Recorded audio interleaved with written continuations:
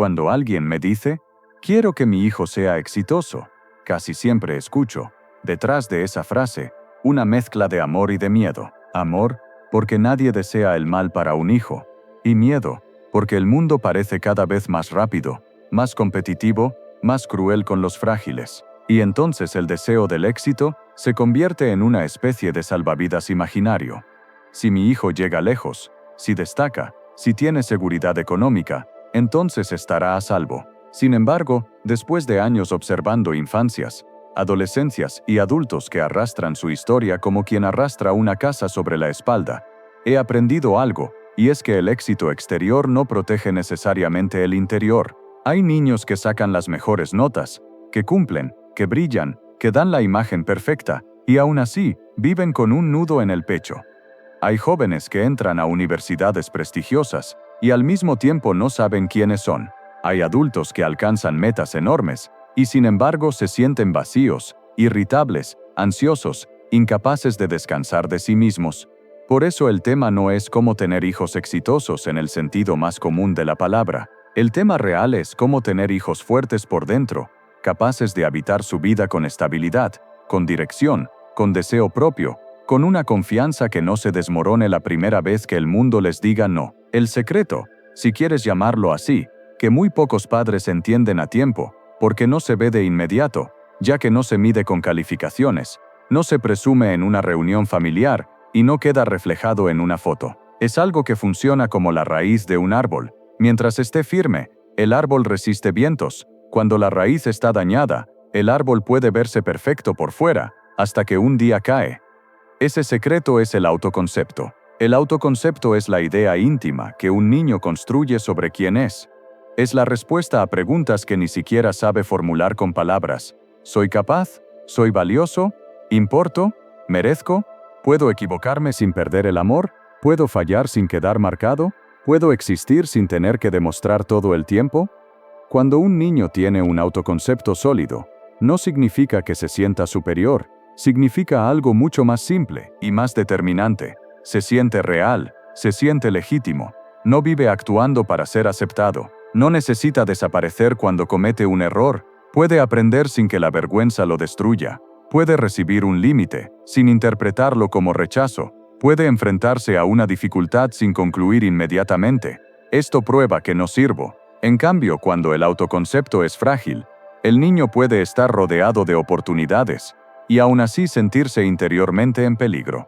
Porque la fragilidad interna no se cura con más actividades, ni con más presión, ni con más premios. La fragilidad interna se disimula hasta que la vida aprieta. He visto muchas veces un patrón repetido, padres muy dedicados, incluso sacrificados, que intentan darlo todo. Pagan escuelas, cursos, clases, idiomas, deportes, tutores, herramientas, están presentes, se preocupan, organizan, resuelven. El niño crece con ventajas visibles, y sin embargo, cuando llega a cierta edad, ese mismo niño no tolera un no, se derrumba por una nota, se paraliza ante una entrevista, se angustia si lo comparan, no sabe tomar decisiones sin aprobación, tiene miedo de decepcionar, y empieza a vivir bajo una presión interna que no se apaga nunca, ni siquiera cuando le va bien. No sucede porque los padres hayan amado poco, sucede porque sin darse cuenta, construyeron el éxito alrededor del niño, pero no dentro del niño. Un autoconcepto sólido no se fabrica con discursos, no se instala como un programa. Se construye con experiencias repetidas, donde el niño se descubre a sí mismo en acción. Se construye cuando intenta algo, y no le sale, y encuentra un modo de reorganizarse. Se construye cuando se frustra, y aprende a atravesar esa frustración, sin ser rescatado de inmediato. Se construye cuando hace algo por sí mismo, y siente, no en teoría, sino en el cuerpo, una verdad fundamental: puedo. El problema es que muchos adultos confunden amor con evitarle al niño cualquier incomodidad, confunden protección con eliminar el obstáculo, confunden cuidado con control, y desde esa confusión hacen por él lo que él podría hacer. Piensan, así sufre menos. Pero el cerebro aprende otra cosa: no soy capaz sin que me rescaten. Este aprendizaje no se forma en una sola escena, se forma en la repetición, se forma en pequeñas situaciones. Cuando el niño tarda y el adulto se impacienta y lo hace por él. Cuando el niño se equivoca y el adulto no tolera el error y corrige de inmediato. Cuando el niño se bloquea y el adulto interviene antes de que el niño descubra su propia salida. A fuerza de buenas intenciones, se le roba al niño la posibilidad de sentirse competente. Y no se trata de abandonar, ni de que se arregle solo. Se trata de acompañar de otra manera. Hay una enorme diferencia entre presencia y rescate. La presencia sostiene, el rescate sustituye. La presencia le dice, estoy contigo mientras lo intentas. El rescate le dice, lo haré por ti porque tú no puedes. Un niño necesita experimentar que puede influir en el mundo. Ese sentimiento de eficacia personal es una de las bases de la resiliencia. Cuando un niño siente que sus actos tienen efecto, su mente se vuelve más activa, más creativa, más resistente al desaliento. Cuando siente que todo depende de otros, se vuelve más pasivo, más temeroso, más dependiente de la aprobación. En el fondo, el autoconcepto se construye a través de una ecuación íntima, experiencia plus significado. No basta con que el niño haga cosas. Lo decisivo es cómo interpreta lo que le ocurre. Si cada error se convierte en una etiqueta, si cada falla se convierte en un juicio sobre su valor, entonces el aprendizaje se vuelve peligroso. Si en cambio el error se interpreta como información y el niño se siente acompañado sin ser humillado, entonces el error se convierte en entrenamiento. Por eso, cuando se habla de hijos exitosos, yo prefiero hablar de hijos capaces de mantenerse enteros en el éxito y también en el fracaso. Porque el éxito real, el que sirve para la vida, no es ganar siempre. Es poder perder sin perderse. En la infancia se forma algo crucial, la manera de explicarse a sí mismo lo que ocurre. Hay niños que ante una dificultad piensan, soy malo para esto, y se cierran. Hay otros que piensan, todavía no lo sé, y se abren. Esa diferencia parece pequeña, pero en la vida adulta se convierte en destino. Y esa diferencia nace, muchas veces, de la forma en que el adulto miró la dificultad del niño. Si el adulto humilla, presiona, compara, etiqueta, el niño aprende a tener miedo del error. Si el adulto acompaña, pone límites claros sin humillar, reconoce el esfuerzo, permite que el niño lo intente y vuelva a intentar, el niño aprende algo profundamente liberador. El error no me define. Cuando un niño aprende eso, se vuelve más audaz. No audaz por arrogancia, sino por confianza. Se atreve a entrar a terrenos nuevos. Se atreve a estudiar algo difícil. Se atreve a hablar en público. Se atreve a equivocarse. Y ese atrevimiento es una de las fuentes más concretas del éxito en el mundo real, porque la vida recompensa más la perseverancia que el talento puro. Ahora bien, hay una trampa que destruye el autoconcepto incluso en hogares amorosos. La idea de que el valor depende de los logros. Es una trampa social. Está en el aire. Se transmite sin querer. Se filtra en frases aparentemente inocentes. Demuestra que sí puedes. Tienes que ser el mejor. No me decepciones. ¿Cómo es posible que tú? Mira a tu hermano. Mira al hijo de la vecina. El niño escucha eso y entiende algo que no siempre puede decir. Mi amor está condicionado. No significa que el padre no lo ame. Significa que el niño lo siente así cuando cada gesto afectivo depende del rendimiento. Entonces empieza un proceso silencioso. El niño deja de escuchar su deseo y empieza a escuchar la expectativa. Deja de explorarse y empieza a actuar. Deja de ser y empieza a rendir. Ese niño puede tener éxito escolar y al mismo tiempo perder su centro interno. No es casual que hoy veamos tantos jóvenes con ansiedad. No es una moda. Es un síntoma de una cultura donde el valor se negocia.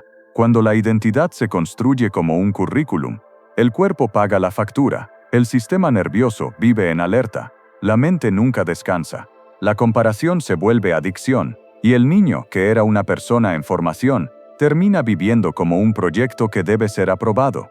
El éxito real exige otra base, seguridad emocional. Seguridad emocional no significa ausencia de límites. Al contrario, los límites claros son parte de la seguridad. Un niño necesita saber que hay estructura, necesita saber que el mundo no depende del humor del adulto, necesita previsibilidad, necesita coherencia. Un límite puesto con calma le dice, el mundo tiene orden, tú estás dentro de un marco, no tienes que controlarlo todo para estar a salvo. Pero ese límite debe convivir con algo que es aún más decisivo. La aceptación incondicional. Aceptación incondicional significa, me importas por ser tú, no por cumplir. Esto no se demuestra solo con palabras, se demuestra con actitud, se demuestra cuando el niño falla, y el vínculo no se rompe, se demuestra cuando el niño se equivoca, y el adulto corrige el comportamiento sin atacar la identidad, se demuestra cuando hay consecuencias. Sí, pero no hay desprecio. Se demuestra cuando hay firmeza. Sí, pero también hay dignidad. Cuando un niño crece así, se atreve a vivir, porque sabe que su lugar no se pierde por fallar. En ese punto ocurre algo que cambia todo. Aparece la motivación interna. El niño ya no hace las cosas solo para evitar castigos o buscar aprobación. Empieza a hacerlas porque siente sentido, porque le interesa, porque su curiosidad se activa, porque su identidad no está en juego cada vez que intenta algo. La motivación interna es una fuerza de largo plazo. La motivación externa funciona rápido, pero se agota. La interna sostiene, incluso cuando la vida se vuelve difícil. Un niño que solo estudia por miedo se quiebra cuando el miedo deja de funcionar o cuando el cansancio lo supera. Un niño que estudia por interés puede sostener el esfuerzo durante años. Y si hablamos de hijos exitosos, esa motivación interna es una de las claves más reales que existen.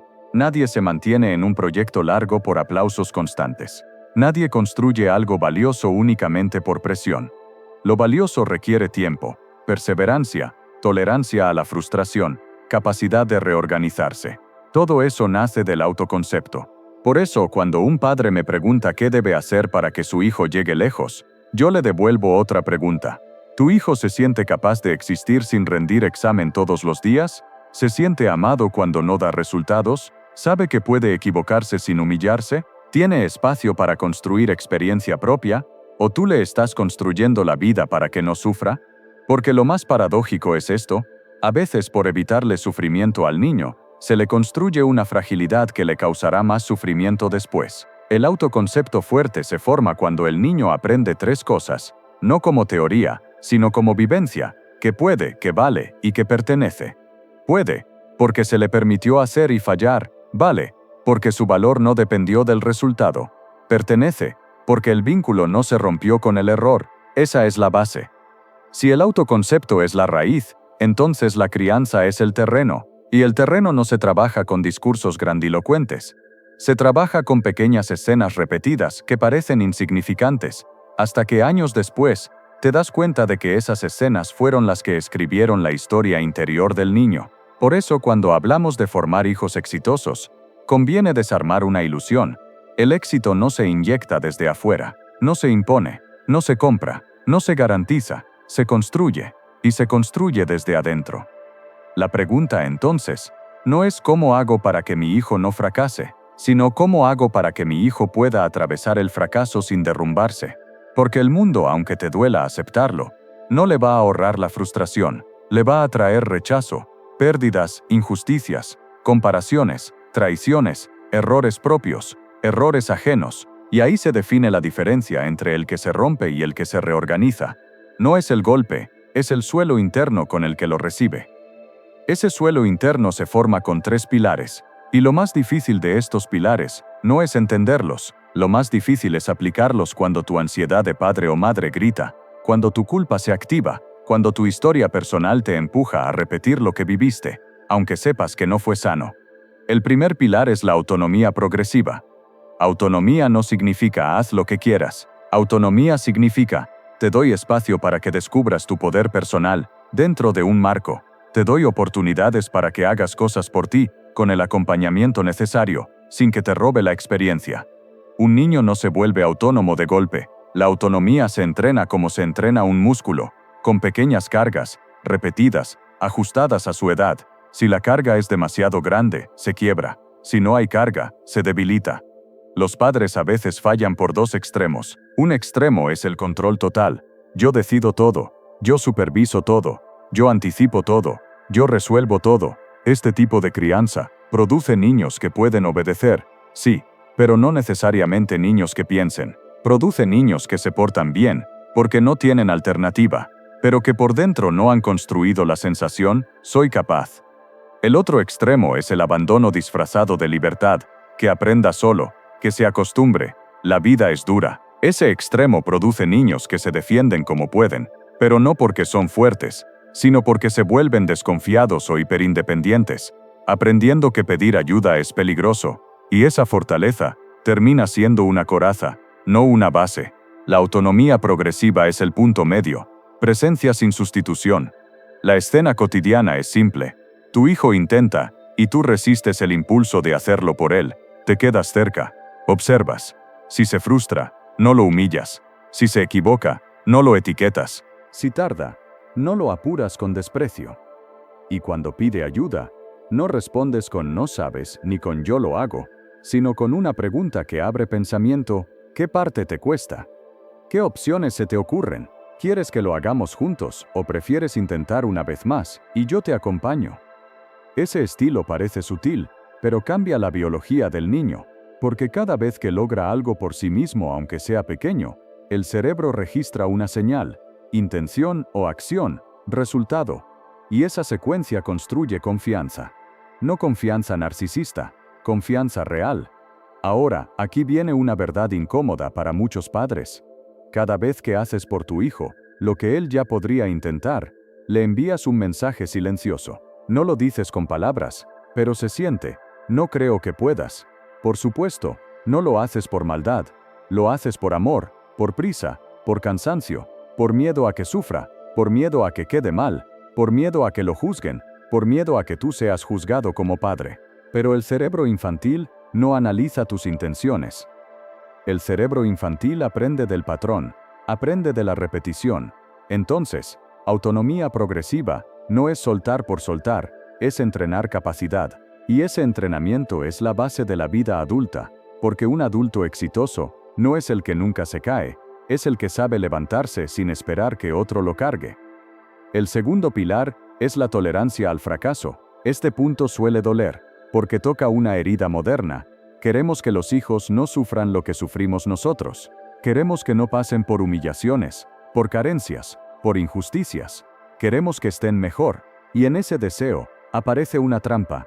El padre intenta eliminar el fracaso, no acompañarlo, pero el fracaso, cuando está en un contexto seguro, es el maestro más valioso que existe. Fracasar en un examen, perder un partido, equivocarse en una tarea, no ser elegido en un grupo, son microdolores que entrenan el sistema nervioso.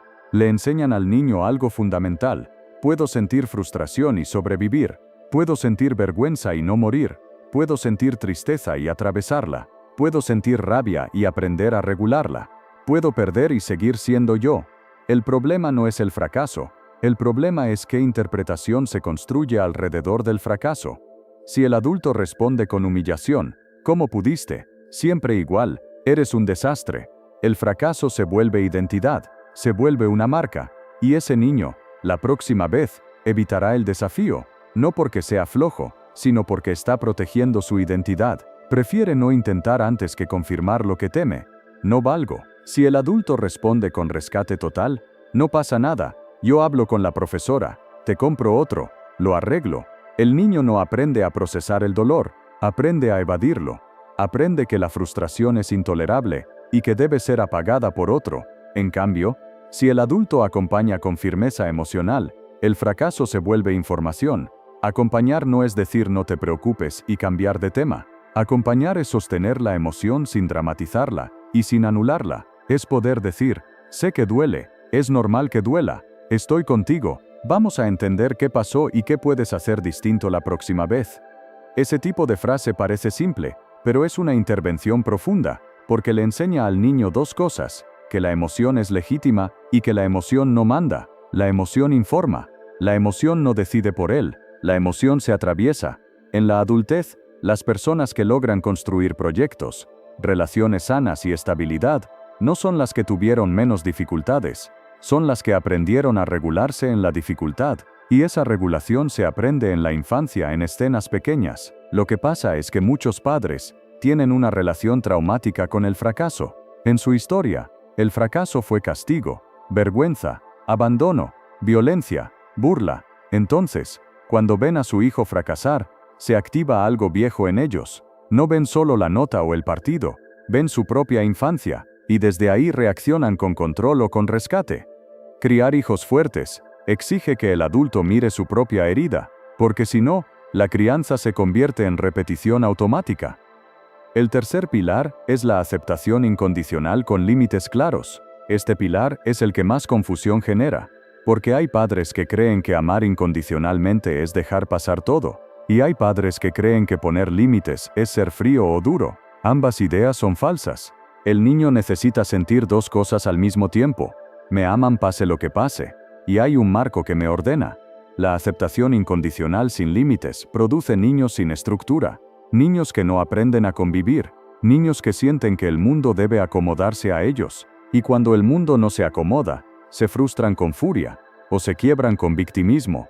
Los límites sin aceptación producen niños obedientes por miedo, pero frágiles por dentro.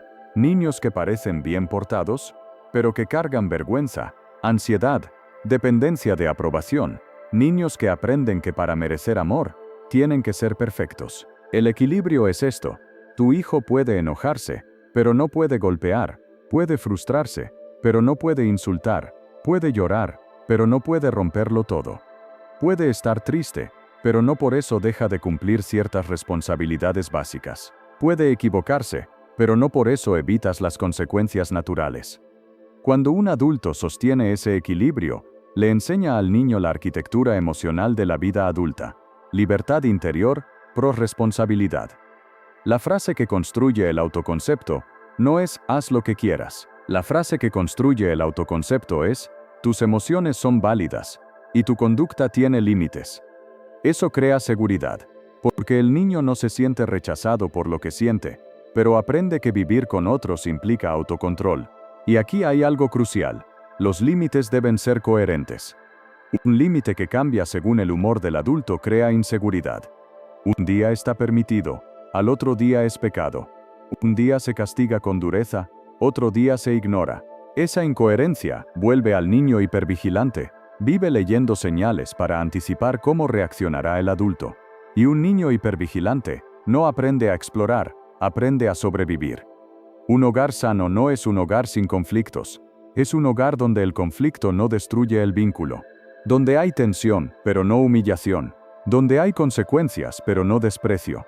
Ahora bien, cuando estos tres pilares se sostienen en el tiempo, ocurre algo decisivo. El niño empieza a desarrollar motivación intrínseca. Motivación intrínseca significa que el niño hace las cosas porque le importan, porque le interesan, porque le dan sentido, no solo por premio o castigo. La motivación extrínseca, notas, premios, castigos, aprobación, puede ser útil en momentos puntuales, pero si se vuelve el motor principal, destruye algo interno, el deseo propio.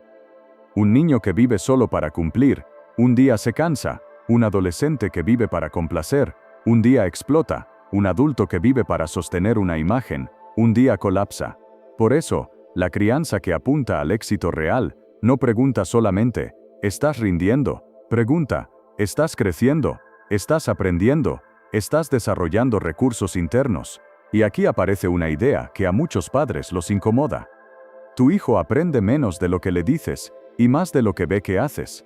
El modelado es una escuela silenciosa. El niño observa cómo manejas tu estrés, cómo te hablas cuando te equivocas, cómo te relacionas con la frustración, cómo pides perdón, cómo pones límites, cómo sostienes la palabra. Si tú te insultas cuando fallas, el niño aprende autoagresión. Si tú niegas tus emociones o las explotas sin control, el niño aprende desconexión o violencia. Si tú te tratas con dignidad, incluso en el error, el niño aprende autocuidado. Por eso, una de las frases más duras y más verdaderas es esta: el mejor regalo que puedes hacerle a tu hijo no es una vida perfecta, es un adulto emocionalmente responsable delante de él.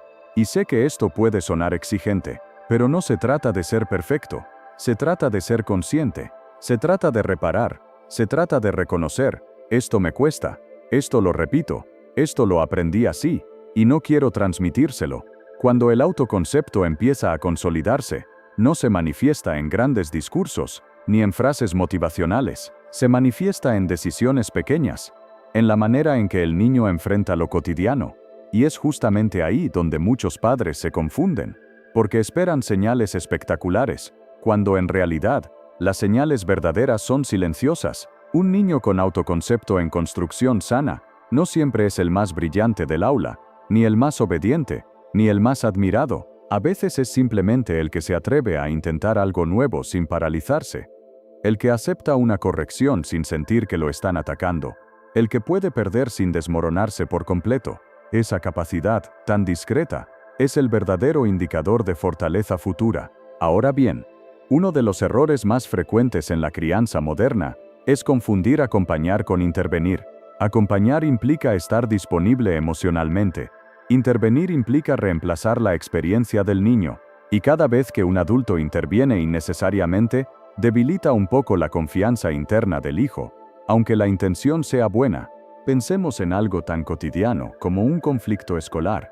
Un niño vuelve a casa molesto, porque un compañero lo ignoró, lo criticó o no lo invitó a jugar. El impulso inmediato de muchos padres es proteger, llamar a la escuela, hablar con los otros padres, exigir explicaciones, resolver, pero esa respuesta, repetida en el tiempo, transmite una idea peligrosa. Tú no puedes manejar esto solo. La alternativa no es el abandono, es el acompañamiento reflexivo. Escuchar primero, no minimizar, no exagerar, no apresurarse a dar soluciones. Permitir que el niño narre lo que vivió con sus propias palabras. Luego, ayudarlo a pensar, ¿qué sentiste?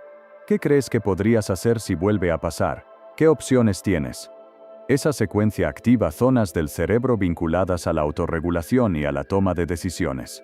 El niño deja de verse como víctima pasiva y empieza a verse como agente. Este desplazamiento interno es clave, porque la resiliencia no nace de evitar el dolor, sino de sentir que se puede hacer algo con él. Otro punto delicado es la relación entre autoconcepto y dinero. Aquí entramos en un terreno que suele generar incomodidad, porque toca creencias profundas. Muchos padres asocian darlo todo con amar mucho, y sin embargo darlo todo, sin mediación, puede ser una forma sutil de despojar al hijo de su sentido de competencia. Cuando un niño nunca necesita esforzarse para obtener algo, no aprende que es capaz de generar valor. Aprende en cambio que el valor viene de afuera, y eso crea una dependencia peligrosa. Necesita que alguien más provea, resuelva, sostenga. Cuando llega la vida adulta y el mundo no responde como el hogar, aparece la frustración, la desorientación, el resentimiento. Esto no significa privar ni castigar, significa introducir progresivamente la noción de intercambio, de responsabilidad, de espera. Un niño puede aprender que ciertas cosas requieren tiempo, esfuerzo, constancia. Puede aprender a administrar pequeñas cantidades de dinero, a tomar decisiones, a equivocarse con consecuencias manejables. Todo eso construye una relación sana con el deseo y con la realidad. El autoconcepto también se ve profundamente afectado por el lenguaje, no solo por lo que se dice, sino por cómo se dice. Existe una diferencia enorme entre señalar un comportamiento y atacar una identidad. Decir esto que hiciste no estuvo bien, no es lo mismo que decir eres un desastre. La primera frase abre posibilidad de cambio. La segunda fija una etiqueta. Los niños interiorizan las palabras de los adultos significativos, y con el tiempo esas palabras se transforman en diálogo interno. El tono con el que hoy le hablas a tu hijo será, mañana, el tono con el que él se hablará a sí mismo cuando falle, cuando dude, cuando se equivoque. Por eso, la exigencia no debería ser eliminar el error, sino cuidar el modo en que se lo nombra. Un niño necesita límites claros. Sí, necesita saber que ciertas conductas tienen consecuencias. Pero esas consecuencias no deberían humillarlo ni reducirlo, deberían orientarlo. El objetivo no es que se sienta mal consigo mismo, sino que aprenda algo sobre lo que ocurrió. Otro factor decisivo en la construcción del autoconcepto es la comparación. Vivimos en una cultura que compara constantemente notas, cuerpos, logros, estilos de vida. Cuando los padres refuerzan esa lógica, comparando hermanos, primos, compañeros, instalan una trampa mental. El valor se vuelve relativo. El niño deja de preguntarse, ¿quién soy? Y empieza a preguntarse, ¿soy mejor o peor que los demás? Esa pregunta no tiene respuesta estable. Siempre habrá alguien mejor, más rápido, más visible, y cuando el autoconcepto se apoya en la comparación, la autoestima se vuelve frágil, dependiente, inestable. El niño vive evaluándose, midiéndose, temiendo perder su lugar. En cambio, cuando el foco está puesto en el propio proceso, en el crecimiento personal, en el aprendizaje, en la evolución respecto de uno mismo, el niño desarrolla un sentido de valor más sólido, aprende que puede mejorar, que no necesita ser el mejor para ser suficiente, que su camino no es idéntico al de otros. La adolescencia es el gran examen de todo lo que se sembró antes. No es una etapa problemática por definición, es una etapa de reorganización. El cerebro adolescente está en plena transformación, buscando identidad, autonomía, sentido. Si durante la infancia se construyó un autoconcepto flexible, la adolescencia será intensa, sí, pero no destructiva. Habrá discusiones, cuestionamientos, distancia, pero también diálogo posible. Sí, en cambio el niño creció sin autonomía, sin tolerancia al error, sin aceptación emocional. La adolescencia suele explotar, aparecen conductas de riesgo, rupturas abruptas, silencios hostiles. No porque el adolescente sea difícil, sino porque no tiene herramientas internas para manejar el proceso. En esta etapa, el rol del adulto cambia. Ya no se trata de imponer, sino de renegociar, de reconocer que el hijo crece y necesita participar en la construcción de las reglas. Esto no significa perder autoridad, significa transformarla. La autoridad ya no se sostiene solo en el control, sino en el vínculo, en la coherencia, en el respeto mutuo. Sentarse a hablar, escuchar, explicar el porqué de los límites. Aceptar que algunas cosas deben cambiar es una forma profunda de validar al adolescente como sujeto. Y cuando un joven se siente respetado, es mucho más probable que respete. Todo esto puede parecer complejo, pero en el fondo responde a una idea sencilla. Los hijos exitosos no son los que nunca dudan, sino los que saben atravesar la duda sin perderse. No son los que nunca fallan, sino los que no se definen por el fallo. No son los que cumplen todas las expectativas, sino los que construyen una identidad propia con recursos internos. El éxito verdadero no es una medalla, es una estructura interna que permite vivir con sentido, con flexibilidad, con dignidad, y esa estructura no se hereda, se construye, día a día, en el vínculo. Hay momentos en la crianza en los que algo no termina de encajar. No siempre es evidente, no siempre es dramático, pero se percibe como una sensación persistente. Algo en el mundo interno del niño no está encontrando sostén. Y muchas veces, esa señal no aparece en forma de mal comportamiento, sino de silencios, de rigideces, de miedos que no se dicen, de una exigencia excesiva hacia sí mismo, o por el contrario, de un abandono temprano frente a cualquier dificultad. Aprender a leer esas señales es una de las responsabilidades más delicadas de la adultez que acompaña, no para diagnosticar ni etiquetar, sino para comprender qué está pidiendo el niño a través de su conducta. Un primer signo de alerta frecuente es el perfeccionismo rígido, no el deseo sano de hacer bien las cosas, sino la incapacidad de tolerar el error. El niño que se paraliza si no sabe hacer algo perfectamente, que evita intentar si cree que puede equivocarse, que se frustra de manera desproporcionada ante una corrección mínima. Detrás de esa conducta suele haber una creencia profunda. Si no lo hago perfecto, no valgo. Esa creencia no nace de la nada. Se construye, muchas veces, en entornos donde el reconocimiento estuvo ligado al rendimiento, donde el error fue vivido como una amenaza al vínculo. Otro signo es la dependencia excesiva de la validación externa. El niño que necesita aprobación constante para sentirse seguro, que pregunta una y otra vez si lo hizo bien, que se derrumba cuando no recibe elogios. Ese niño no está buscando halagos, está buscando confirmación de su existencia valiosa. Y cuando esa confirmación solo llega desde afuera, el autoconcepto se vuelve frágil, vulnerable a cualquier mirada.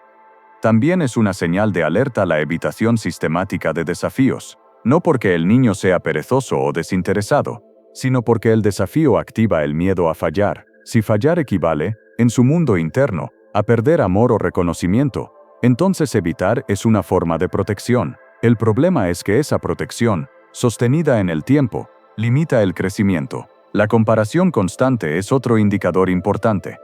Cuando un niño vive midiéndose con otros, cuando su estado de ánimo depende de si está mejor o peor que alguien más, el autoconcepto se ha desplazado hacia un terreno inestable. El valor personal deja de ser algo interno y se vuelve un ranking. Y ningún ranking ofrece seguridad emocional. La baja tolerancia a la frustración también merece atención. Rabietas intensas, Abandono rápido. Explosiones emocionales frente a obstáculos menores suelen indicar que el niño no ha tenido oportunidades suficientes para atravesar el malestar acompañado. No se trata de endurecerlo, sino de enseñarle que puede soportar emociones difíciles sin desintegrarse. Finalmente, el autosabotaje, cuando aparece más adelante, suele tener raíces tempranas. El niño o adolescente que arruina sus propios logros, que abandona justo cuando empieza a irle bien, que se coloca en situaciones que lo perjudican, muchas veces carga una creencia silenciosa: no merezco que me vaya bien. Esa creencia suele originarse en historias donde el amor estuvo condicionado o donde el éxito generó tensión en el vínculo familiar. Frente a estas señales, el error más común es reaccionar con control, castigo o sobreprotección, pero ninguna de esas respuestas fortalece el autoconcepto. Lo que lo fortalece es la comprensión profunda y la intervención coherente. Intervenir no significa arreglar al niño, significa revisar el contexto. Preguntarse qué mensajes, explícitos o implícitos, está recibiendo. Preguntarse qué modelo de relación consigo mismo está observando en los adultos.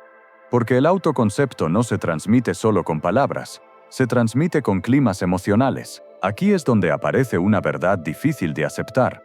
Para acompañar el desarrollo emocional de un hijo, muchas veces es necesario revisar la propia historia. Las heridas no elaboradas tienden a transmitirse, no porque queramos dañarlos, sino porque lo no resuelto busca repetirse. Un adulto que fue criado en la exigencia extrema puede exigir sin darse cuenta. Un adulto que fue criado en la carencia afectiva puede sobreproteger. Un adulto que aprendió a callar sus emociones puede incomodarse frente al llanto del hijo. Y así, sin intención consciente, se recrean escenarios que afectan el autoconcepto infantil. Romper ciclos generacionales no es negar el pasado ni culpar a los padres. Es mirarlo con honestidad y decidir que se continúa y que se transforma. Es reconocer que uno puede amar profundamente y al mismo tiempo equivocarse, y que reparar también es una forma de amor. La reparación ocurre cuando el adulto puede decir: esto no lo manejé bien, cuando puede pedir disculpas, cuando puede cambiar una forma de responder. Esos gestos, lejos de debilitar la autoridad, la humanizan. Y un niño que ve a un adulto asumir su error, aprende algo fundamental: equivocarse no destruye el vínculo. Otro aspecto central es la educación emocional, no como una materia formal, sino como una práctica cotidiana. Nombrar las emociones, validarlas, diferenciarlas de la conducta, ayudar al niño a entender qué le pasa por dentro, no para que deje de sentir, sino para que no sea arrastrado por lo que siente. Cuando un niño aprende que sus emociones son comprensibles y transitables, desarrolla una confianza básica en sí mismo. Sabe que puede sentir miedo y seguir adelante, que puede sentir tristeza y no desaparecer, que puede sentir enojo y encontrar formas de expresarlo sin destruir. Esa confianza es un componente esencial del autoconcepto. En este punto también es importante revisar el lugar del adulto frente al sufrimiento infantil. No se trata de eliminarlo, sino de acompañarlo. El dolor no es un error del sistema, es parte del desarrollo. La pregunta no es cómo evitarlo, sino cómo hacerlo habitable. Un niño acompañado en el dolor aprende que no está solo consigo mismo, y esa experiencia se internaliza. En la adultez, esa persona podrá atravesar crisis con más recursos, porque lleva dentro una memoria de sostén. Todo esto nos conduce a una idea central. El éxito que importa no es el que se exhibe, sino el que permite vivir sin romperse. No el que acumula logros, sino el que sostiene la identidad. Y ese éxito se construye mucho antes de que aparezcan los títulos, los reconocimientos o el dinero. Llegados a este punto, es necesario detenerse un momento y mirar el conjunto. No para extraer fórmulas ni recetas, sino para comprender la lógica profunda que atraviesa todo lo que hemos dicho.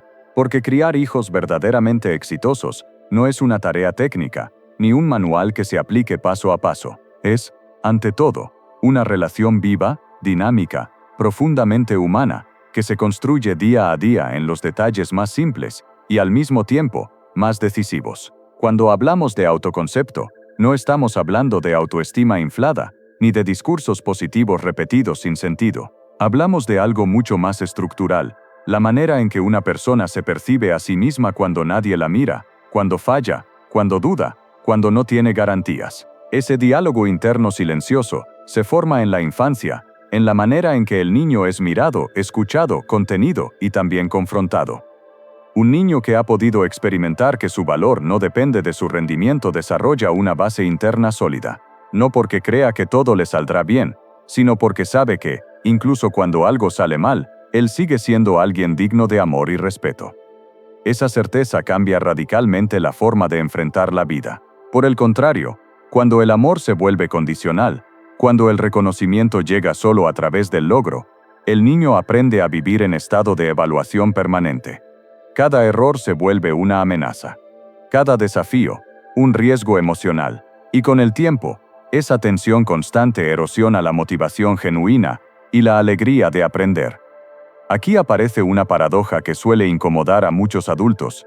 Cuanto más intentamos asegurar el éxito externo de los hijos, más riesgo hay de debilitar su mundo interno. No porque el estudio, el esfuerzo o la disciplina sean negativos, sino porque pierden sentido cuando no están sostenidos por una base afectiva estable. El cerebro infantil y adolescente es profundamente sensible al clima emocional. Aprende tanto o más de lo que se vive que de lo que se dice. Aprende de cómo el adulto maneja el estrés, la frustración, el error, el cansancio. Aprende de cómo el adulto se trata a sí mismo. Por eso, ningún discurso sobre la resiliencia será efectivo si el niño observa a un adulto que se desmorona ante cualquier dificultad o que se desprecia cuando algo no sale bien. El modelado es una forma de enseñanza silenciosa, pero poderosa. Un adulto que puede reconocer su error sin humillarse, que puede reparar un vínculo después de un conflicto, que puede nombrar lo que siente sin actuarlo de manera destructiva, está ofreciendo una lección emocional de enorme valor. Está mostrando que la fortaleza no consiste en no caer, sino en saber levantarse sin perderse a uno mismo. En este sentido, trabajar en el propio mundo interno es una responsabilidad intergeneracional. Nadie puede ofrecer a un niño una seguridad que no conoce mínimamente en sí mismo. No se trata de ser un adulto resuelto, sino un adulto dispuesto a mirarse, a cuestionar automatismos, a revisar aquello que repite sin querer. Muchos padres creen que proteger a un hijo consiste en evitarle el dolor, pero el dolor evitado no desaparece, se transforma, se convierte en miedo, en rigidez, en dependencia, en fragilidad. En cambio, el dolor acompañado se integra, se vuelve experiencia, se transforma en recurso. Acompañar no significa resolver, significa estar, significa poner palabras cuando el niño no las tiene, significa sostener cuando la emoción es intensa, sin apresurar el alivio, porque apresurar el alivio, muchas veces, es negar la capacidad del niño de atravesar lo que siente. Cuando un niño descubre que puede tolerar la frustración, el miedo o la tristeza sin perder el vínculo, algo fundamental se organiza en su interior. Aprende que las emociones no lo destruyen, aprende que no necesita huir de sí mismo. Y esa es una de las bases más profundas de la resiliencia. La resiliencia, conviene recordarlo, no es una cualidad heroica ni un rasgo fijo. Es un proceso que se apoya en vínculos, en experiencias reparadoras, en narrativas internas que permiten dar sentido a lo vivido. No todos los niños parten del mismo lugar, ni todos enfrentan las mismas dificultades, pero todos pueden fortalecer su capacidad de adaptación cuando encuentran adultos suficientemente presentes. Hablar de hijos exitosos, desde esta perspectiva, exige redefinir qué entendemos por éxito, no como ausencia de problemas, sino como capacidad de afrontarlos. No como acumulación de logros, sino como coherencia interna, no como reconocimiento externo, sino como la posibilidad de vivir sin traicionarse. Lo verdaderamente decisivo no es la ausencia de errores, sino la capacidad de repararlos. La reparación enseña algo que la perfección nunca podrá enseñar, que los vínculos pueden dañarse y recomponerse, que el amor no desaparece ante el conflicto, que es posible volver a encontrarse después del desacuerdo. Cuando un niño crece en un entorno donde la reparación es posible, internaliza una confianza profunda en los vínculos. Y esa confianza será, más adelante, un factor protector frente a la soledad, la desesperanza y el abandono emocional. También es importante comprender que cada niño es singular, no hay un único modo de acompañar, ni un ritmo universal. Algunos necesitarán más tiempo, más contención, más estructura, otros pedirán más autonomía, más espacio, más confianza. Escuchar esas diferencias es parte del respeto. Criar no es moldear, es acompañar un proceso de construcción de identidad, y acompañar implica aceptar que el resultado no será una copia de nuestras expectativas. El verdadero éxito parental no es que el hijo cumpla un guión, sino que pueda escribir el suyo sin perderse. En este punto conviene volver a la idea central. El autoconcepto es el cimiento invisible sobre el que se apoya toda la vida adulta. No garantiza felicidad constante ni ausencia de sufrimiento, pero ofrece algo mucho más valioso, una base desde la cual enfrentar la realidad sin quebrarse. Cuando ese cimiento es sólido, los desafíos se vuelven transitables. Cuando es frágil, incluso los logros pueden vivirse con angustia. Por eso, invertir en el mundo interno de los hijos no es un lujo ni una moda, es una necesidad profunda en una sociedad que suele confundir valor con rendimiento. Quizá la pregunta más honesta que un adulto puede hacerse no es «¿Mi hijo tendrá éxito?», sino «¿Mi hijo podrá sostenerse a sí mismo cuando yo no esté? ¿Podrá escucharse? ¿Podrá cuidarse? ¿Podrá elegir sin anularse? ¿Podrá fracasar sin odiarse?». Si la respuesta empieza a inclinarse hacia el sí, entonces algo esencial se está construyendo, no de manera espectacular, no visible desde afuera, pero sí profundamente transformadora. Y tal vez ahí reside el secreto para criar hijos verdaderamente exitosos.